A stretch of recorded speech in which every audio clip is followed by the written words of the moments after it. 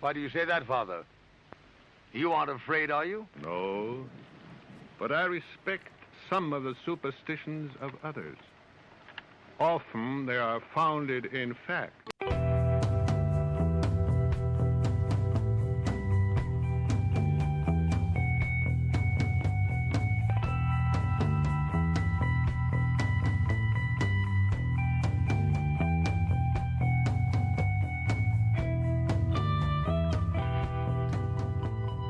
Broadcasting live from our Sanctum Sanctorum in Venice, California, this is the Sixth Sense Society. I'm your host, Krista, here with our producer, Michael, and today you're tuning in to Spell It Out, Magic, Reflections, and Shadows, where I take a topic and run with it. Today, I have chosen the topic of Chiron, and I will explain why I chose that topic. But first, I will be doing the announcements today because Michael is getting over COVID for the second time this year. This one was not quite as serious for him, but he still has a cough. So I'm going to be doing the announcements, but please send him your good wishes.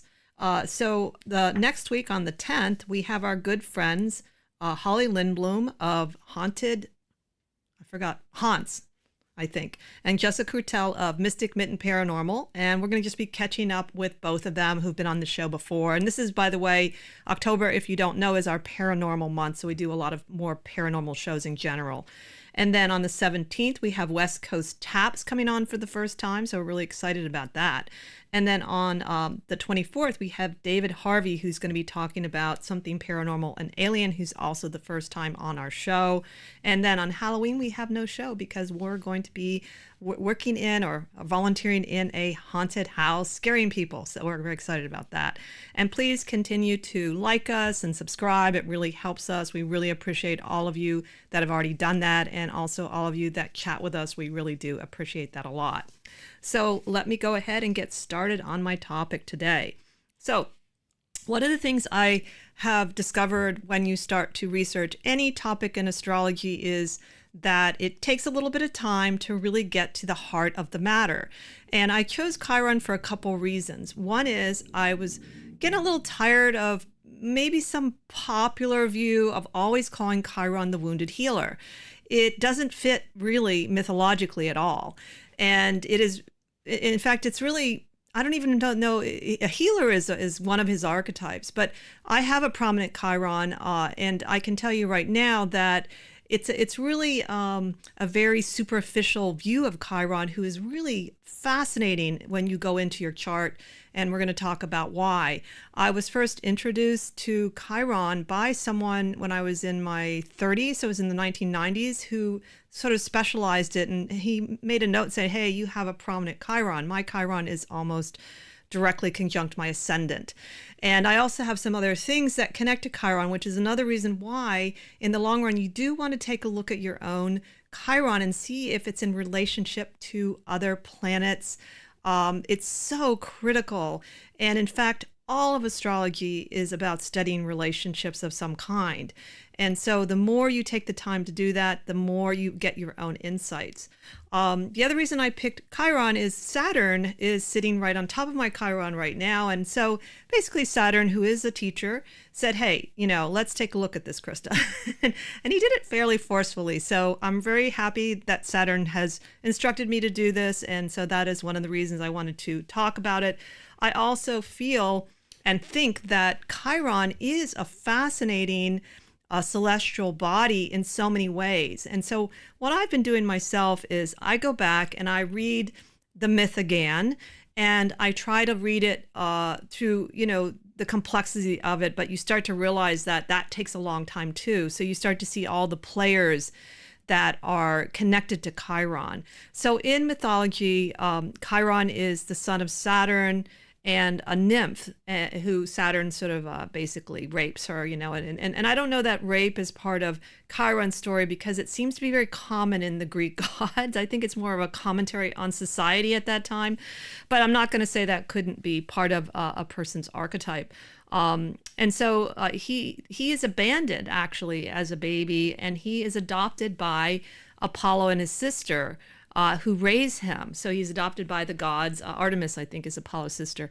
And so he's trained in all these different things in his life. And so when you look at the archetype of Chiron, it's really reflected in all of his abilities and also his influence in other people's stories. And so I really, really recommend Richard Knoll's book on Chiron. I mean, there's a couple others I've read, but it's called The Key to Your Own Quest, which is what I think Chiron really can be. It can be a key to what is your quest in this lifetime? Where is it going to happen? In what house it's going to happen? What kind of style of a quest? And some of you will have a more Chiron experience depending on how much your own chart reflects the archetype of the mythology. And so one of the first things I recommend people is to look at your chart and see what dominant mythologies are playing out through your chart. And so people can do this through noticing both positive and negative aspects to planets.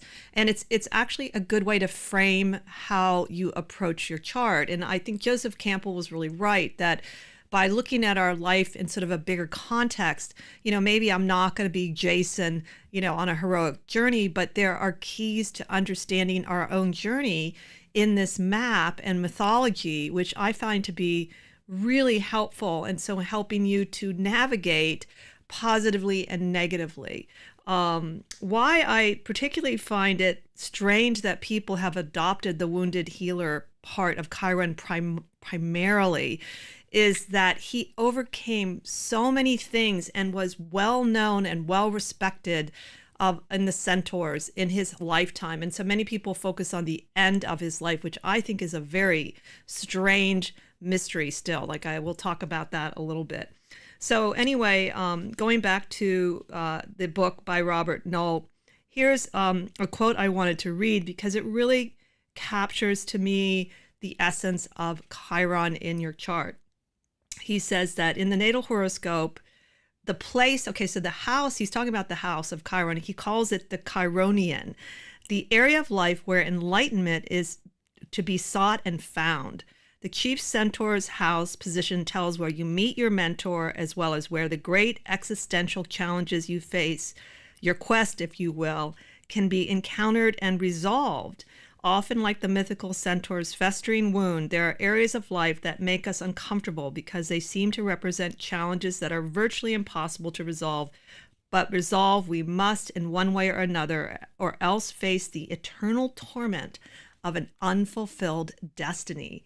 So that's the real torment, is if you don't fulfill your destiny. And you meet people that feel they don't have a purpose in life and they're not really sure where they're going.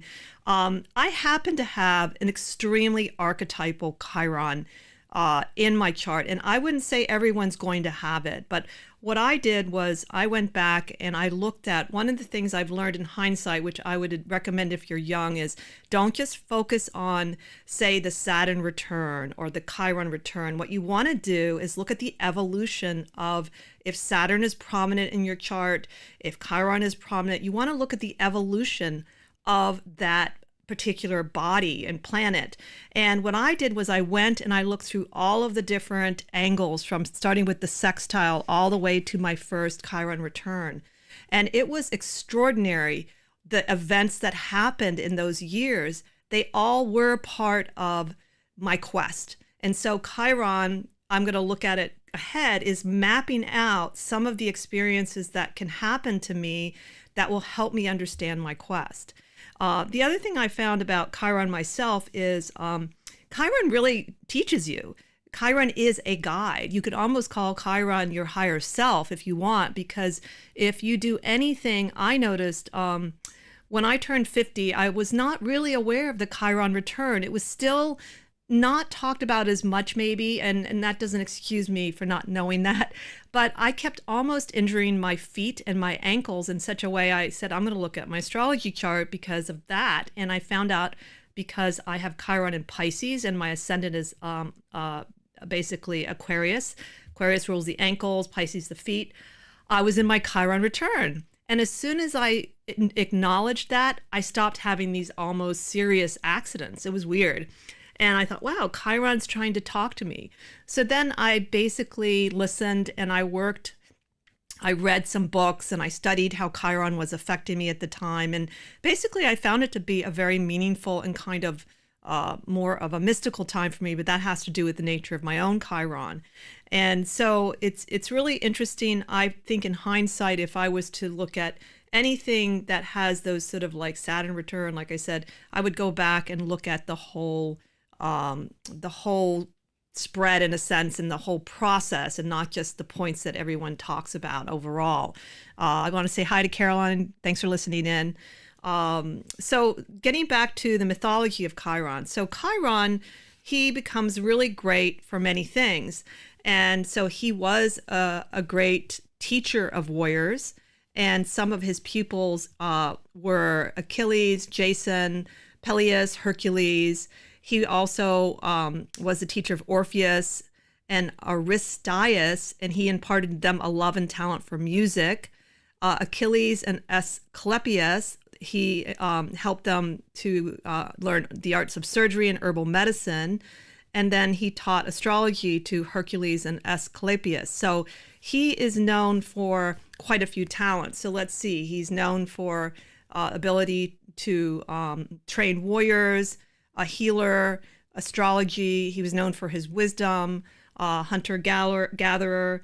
And as you can see, I think his biggest gift was the ability to help mentor people to find and be on their own quest. And so he didn't really tell his students what to do per se, and there's stories about that, but sort of helped prepared them for their own unique quest. And you can see there were diverse quests. So that's why I think that Chiron is much more, should be seen in that light. And the thing about the wounded healer part, I think this comes from towards, as you get older, he was accidentally wounded by a poisoned arrow, and there's different stories about it, by Hercules. And he couldn't heal from the wound, and he was an immortal, and so he's in this agony. So people focus on that for some reason, but he does get out of it. He gets out of it in a very strange way with exchanging himself with Prometheus.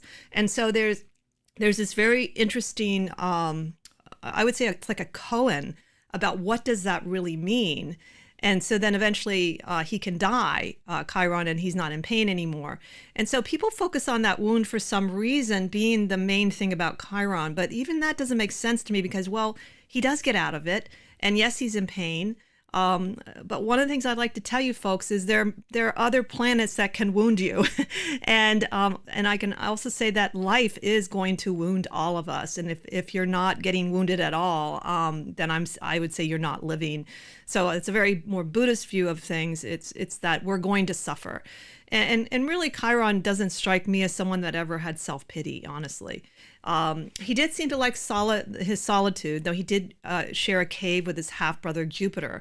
And one of the things I have discovered, too, when I'm reading the mythologies, because I did this with Pluto, and I'm still working with Pluto a little bit, is when you start to look at the relationships in the mythology, and then you go and look at your chart, there can be some prominence with the other players and that helps you to understand, again, how can I use this as a blueprint for my own evolution. So with Chiron, you would also want to look at Jupiter for instance. Sorry, I got tongue-tied there. And then, of course, Saturn being his father, and that's where I am right now, have Saturn on top of my Chiron, and it's also opposing Pluto, so that puts an interesting sort of tension into it. And so once you start doing that, it sort of frees the energies up so that you can really try to assimilate them. The other thing that's interesting about Chiron, and I mean, you could do a whole show just on the astronomy of Chiron, because Barbara Hand Close, she talks about this idea, and so do some of the other astrologers, that it's really a bridge. Chiron's a bridge to the outer planets and is able to connect inner and outer planets because it's positioned between Saturn and Uranus, and also it has a very strange orbit. So it will sort of spend more time in a certain sign than others.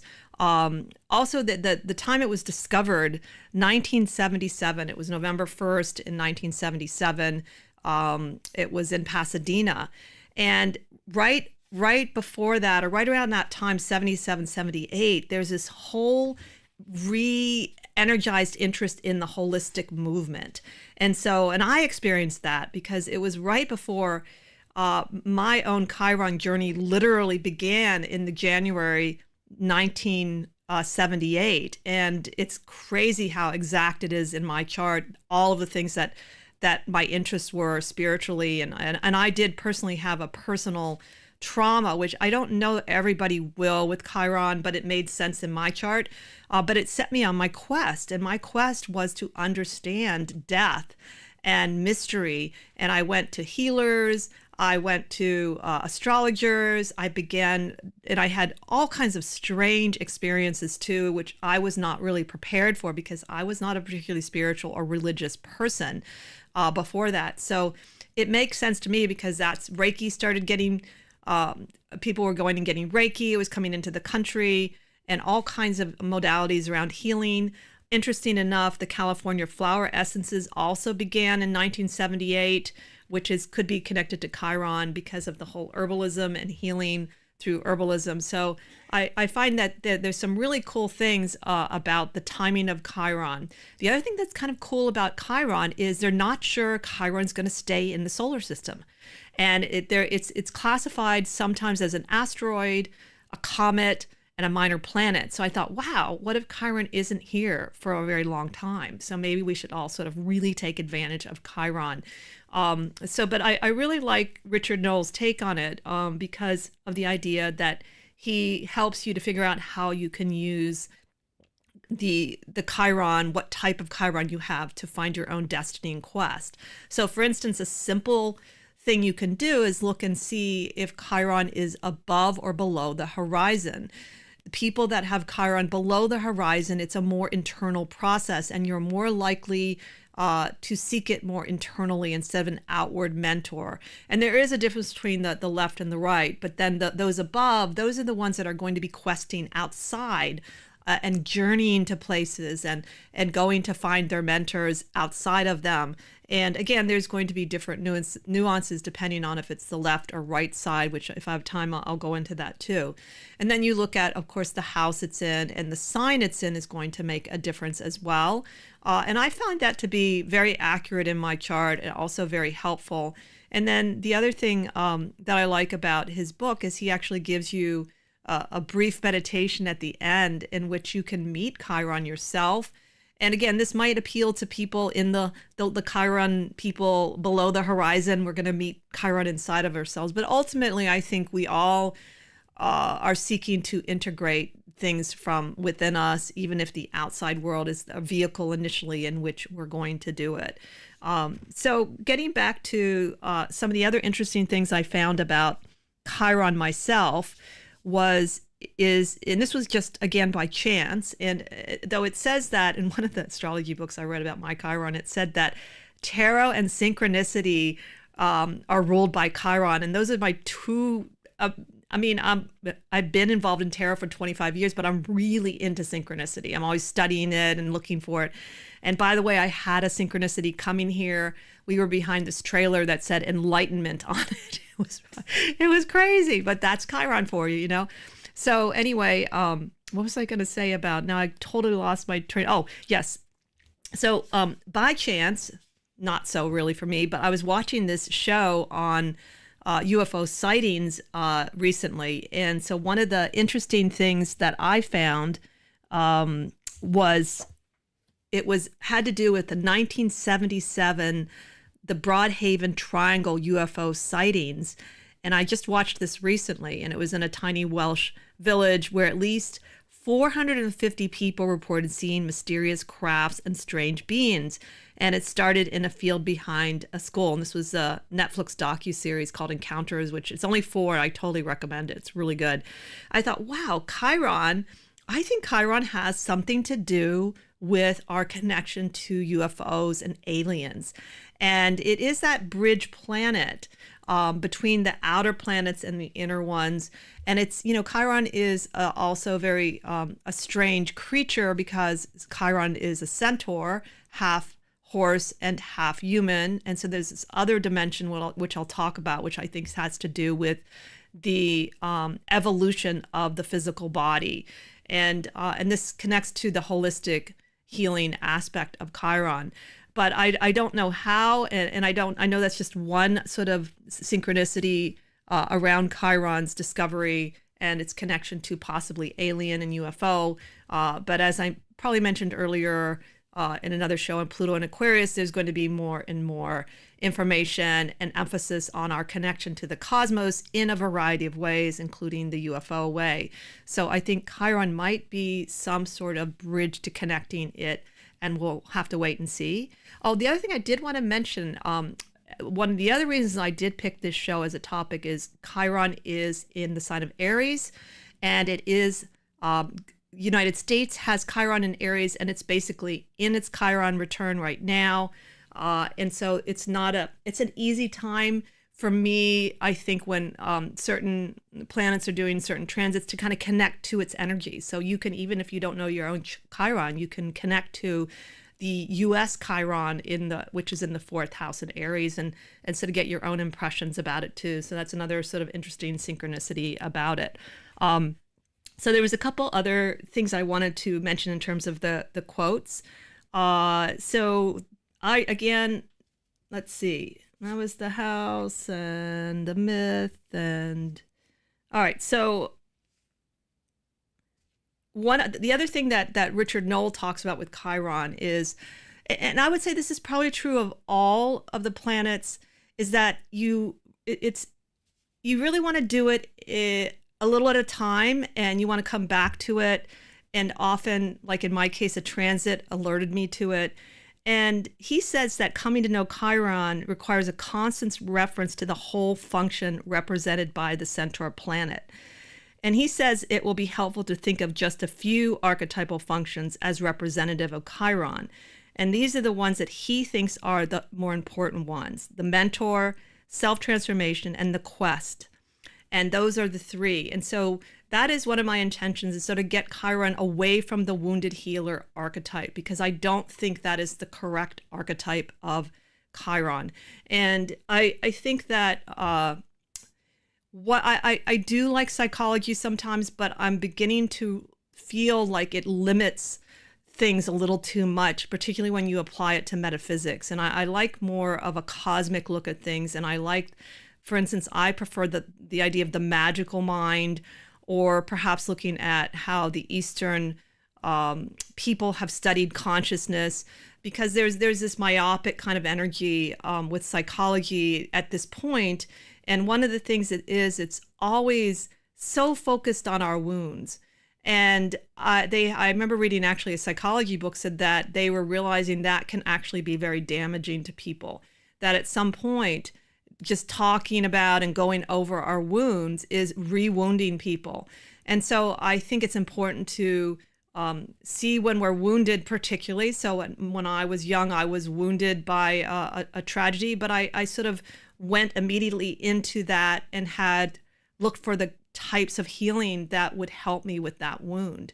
And there are some wounds that I don't think you really get over. I mean, there's just things you couldn't get over. You just learn to adapt and live with them. And I wouldn't call them a wound. I think it's just about life. As I said earlier, we're all going to be wounded in life. So I think that idea of healing is not the right association only with the Centaur. I really, really feel, and from my own mapping of it, it's totally about the quest and about what it is that my soul is questing for in this lifetime. And it can be something that is very unique to you. It doesn't mean you're going to go off and do grand things, but you'll feel this connection. You'll feel happier with yourself if you really can identify some of that overall. And as I said, I would recommend, there's this, like I said, great little meditation at the end of Richard Knoll's book, which is, the exact title is, I know it's Chiron, The Key to Your Own Quest. I did also like Barbara Hand Clouse, some of the information in her Chiron book, Rainbow Bridge Between the Inner and Outer Planets. She gets pretty out there energetically, which I do like, because the idea of Chiron sort of representing these energy patterns and imprints, and then also because of its connection to the holistic health movement. One of the things that I was immediately interested in was the idea of integrating the mind and the body. And that I also think that personally, that there's more that we can do physically, that I think at some point we're going to be able to do more self-healing. And I know that the end of the life where Chiron seems to die, he does die because he exchanges places with Prometheus, who, if you don't remember, he's tied up and chained, and his liver is being eaten daily by an eagle. And so that's pretty painful, right? But again, looking at that so literally is really strange to me. When, think of the eagle, it's such a spiritual symbol. And then this exchange of, one of the things I thought of immediately was the practice of Tonglen in Buddhism, where you exchange your whatever's good in you with someone else. You exchange for their pain. You take on someone else's pain. And that was just sort of maybe my knee-jerk reaction to that story. But I really think there's a lot more going on in that exchange. And I think that Chiron, because of its connection to the unifying of the animal and the God in us, that there's something about that bridge that we can learn to do. And then as we do that more, we can become, we're not going to just be gods, we're not going to just be human, we're kind of this combination. Which might appeal to some of the aliens, actually, so out there. So anyway, and oh yes, Carolyn, August 15, 1977, Elvis died the next day. Well, that is interesting because Chiron is associated with music, by the way. He was a master musician, played the lyre. So I forgot that about Chiron, actually. So I was gonna try and look and see if there's any sort of musicians that have some prominent Chiron during that time, though Neptune is sometimes also associated with Chiron. So there's this esoteric side of Chiron that I think it's going to come into play more. We're going to see Chiron in a different light. We're going to move away from the psychological. Just remember to look at the entire myth. And one of the things you might find whenever you look at any myth is that you're drawn into a particular of that story at the time you're reading it. So that's why I go back and I'd look at the myth and say, well, this time I'm really drawn to this aspect. And so, I mean, if you're drawn to the idea of the warrior aspect, or you're drawn to the idea of, the fact that he was abandoned as a boy. I mean, that could certainly be a part of someone's story that has Chiron. It wasn't really in my case. But whatever it is, it's there to help. Chiron is a gentle healer, actually. Chiron does not hit you over the head. And so if there is an event that is difficult during a Chiron passage, I guarantee you, almost 100% of the time, it's connected to one of the outer planets. In my chart, it absolutely was. One of my biggest events happened when Chiron conjunct Mars opposed Neptune in the 8th house. So honestly, it isn't necessarily Chiron that's setting this off. Chiron is a gentle and wise mentor and will help you if you just take the time to, connect with Chiron in a way that makes sense for you. So we're sort of winding down, and I would like to just to encourage you to go ahead and look at where your Chiron is in your chart and think for yourself about it, meditate on it, approach it any way you want, whether it's mythologically or astronomically. But it's a journey with Chiron, because I go in and out of the journey myself, studying it. And I have to admit, this time around, I'm sort of blown away by what I'm learning about Chiron and how helpful it has been in this time of my life overall. So thank you all for listening in. Make sure to check us out on our website, mysticraven.net, if you would like to have readings. And I hope you have a wonderful week. Join us next time as we continue to explore the esoteric and the obscure together. Thank you.